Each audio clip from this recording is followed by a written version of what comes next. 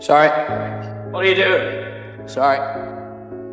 That's people's work. You get graffiti here. Don't you walk away from me! Hey, fuck you! Oh, you're a clever one. What's your name? He was originally just a janitor at MIT. He happened to see a difficult math problem written on the blackboard, so he casually wrote down the solution. The entire school faculty and students alike was stunned. This problem was considered the Oscar of the math world. The professor asked the class who had solved it, but no one in the audience dared to step forward and claim credit. To find out who had solved it, the professor wrote another problem on the blackboard, one even more difficult. When he saw the new problem on the blackboard, he began working through it again. This problem was particularly tricky, and he worked on it for a long time. Before long the professor returned from his break, saw him scribbling on the blackboard, and thinking he was causing trouble, shouted at him to leave immediately. But when he clearly saw the complete solution on the blackboard, he was utterly stunned. Later the professor went to the janitorial office to inquire about the boy, only to learn that he was in court at that very moment over a fight. He hadn't hired a lawyer, but defended himself throughout the proceedings, skillfully citing various legal provisions, leaving the opposing attorney speechless. Over the past 2 years, he had gotten into legal trouble 5 times,